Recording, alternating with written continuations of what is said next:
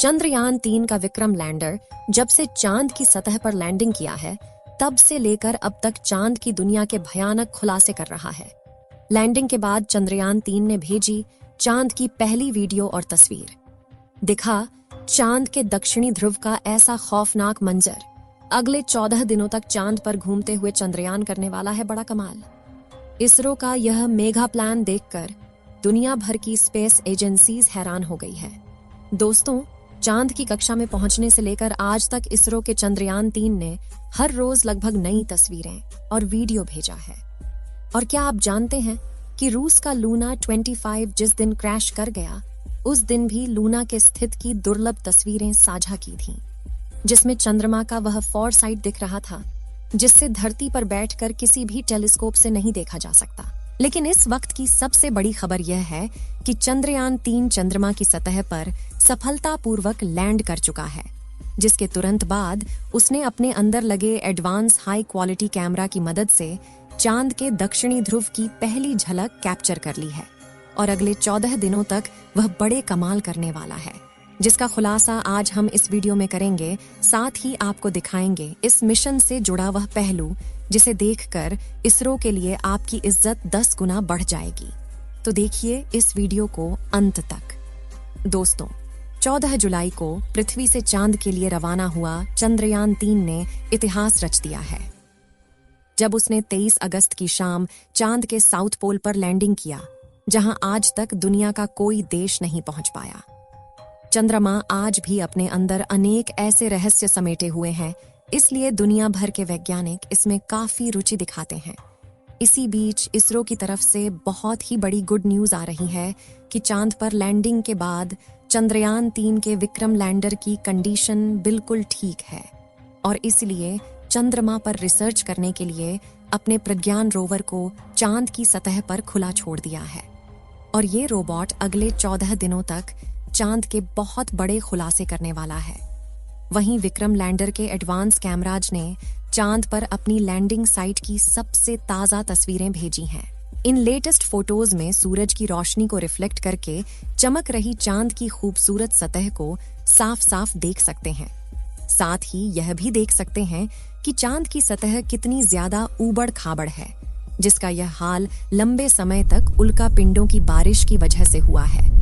वहीं लैंडिंग से ठीक पहले विक्रम लैंडर पर लगे लैंडर पोजीशन डिटेक्शन कैमरों ने चांद की कई कमाल की फोटोज खींची थीं।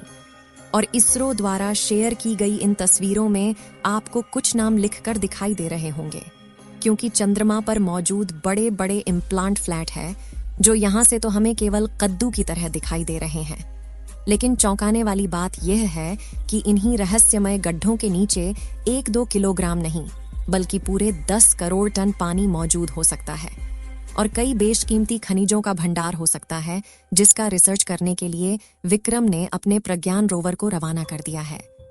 तो चंद्रयान-3 के रिसर्च मिशन के ऑब्जेक्टिव क्या है और ये अपने रिसर्च के दौरान चांद के किन किन रहस्यों से पर्दा उठाने वाला है, जिससे नासा और रूस को भी जलन होने लगी है। आइए जानते हैं दोस्तों। विक्रम लैंडर पर कोई चार्ज नहीं लगेगा, यानी कि लैंडिंग के बाद अब वो अपनी जगह पर खड़ा होकर चंद्रमा पर सर्च करेगा, जिससे यह चांद के पतले वातावरण के अंदर मौजूद प्लाज्मा पार्टिकल जारी करेगा। दिन और रात में चंद्रमा की सतह के बदलते तापमान की जांच करेगा, अपनी लैंडिंग साइट के आसपास आने वाले भूकंप की गति और तीव्रता की स्टडी करेगा और सतह के नीचे लेजर फेंककर सरफेस एलिमेंट्स की जांच करेगा, जिसके लिए इसके अंदर 4 पेलोड उपकरण लगाए गए हैं। जबकि चंद्रयान-3 का प्रज्ञान रोवर अपने टायर्स की मदद के चलते हुए चांद के दूर दराज इलाकों की तरफ रवाना हो चुका है और चलते चलते इसने इसरो को भी चांद का डेटा भेजना शुरू कर दिया है। आपको बता दें कि प्रज्ञान रोवर में लेजर इंडक्टेड ब्रेकडाउन स्पेक्ट्रोमीटर और अल्फा पार्टिकल एक्सरे स्पेक्ट्रोमीटर जैसे 2 पेलोड उपकरण लगाए गए हैं, जो कि लेजर की मदद से चांद की सतह के अंदर तक जाएंगे और सतह के नीचे मौजूद पानी का पता लगाएंगे। साथ ही यह चांद की मिट्टी और चट्टानों में मौजूद मैग्नीशियम, एल्युमिनियम, क्रोमियम और सिलिकॉन जैसी कीमती खनिजों को भी खोज निकालेंगे और इस रहस्यों से पर्दा उठाएंगे कि आखिर जान के अंदर क्या छुपा हुआ है।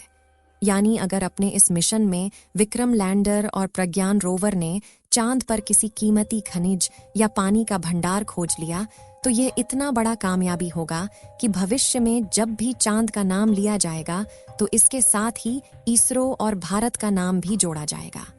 आपको बता दें कि रिसर्च मिशन चांद के वे लूनर दिन होते हैं जो कि पृथ्वी के 14 दिनों के बराबर हैं, जिसके बाद चंद्रयान 3 का विक्रम लैंडर और प्रज्ञान रोवर अपने आप निष्क्रिय हो जाएंगे और सदियों तक चांद की सतह पर खड़े होकर भारत के नाम का ठप्पा लगा देंगे। ऐसा इसीलिए क्योंकि इसरो ने वापस लाने का कोई प्लान नहीं बनाया है।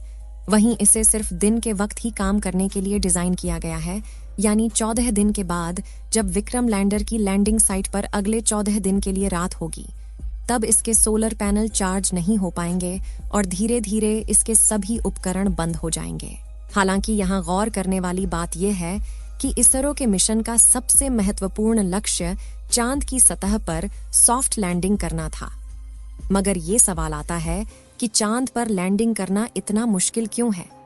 क्यों 23 अगस्त का दिन इसरो के इतिहास का सबसे ऐतिहासिक दिन बन चुका है और क्यों इसरो की इस उपलब्धि से ब्रिटेन, चीन और रूस जलकर राख हो चुके हैं? दरअसल दोस्तों, चांद के दक्षिणी ध्रुव पर उतरना आसमान से तारे तोड़ने के समान है, क्योंकि चंद्रमा के दक्षिणी ध्रुव पर सूरज की रोशनी उतनी नहीं पहुंच पाती जितनी चांद के दूसरे हिस्सों पर पहुंचती है।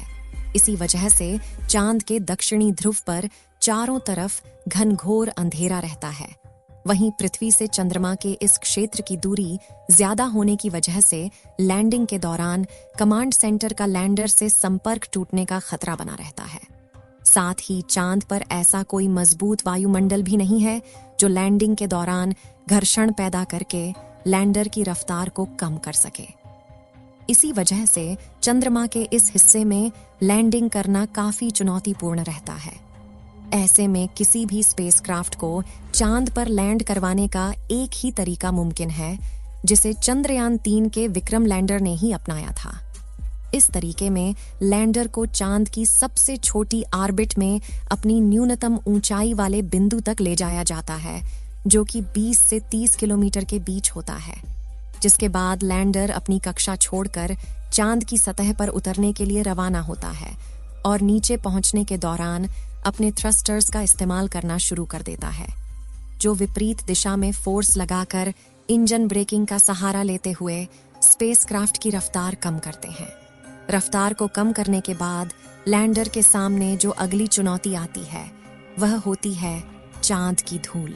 इसी बात से आप यह अंदाजा लगा सकते हैं कि आखिर चंद्रमा पर लैंडिंग करना कितना मुश्किल है और इसरो के चंद्रयान 3 ने कितना बड़ा कमाल कर दिखाया है। और इस मिशन से इसरो ने वो कर दिखाया जो नासा और रूस जैसे बड़े देश भी नहीं कर पाए हैं। जबकि रूस तो चंद्रयान 3 से आगे निकलने की हड़बड़ी में एक हफ्ते पहले ही अपने लूना 25 मिशन में बुरी तरह से फेल हो चुका है।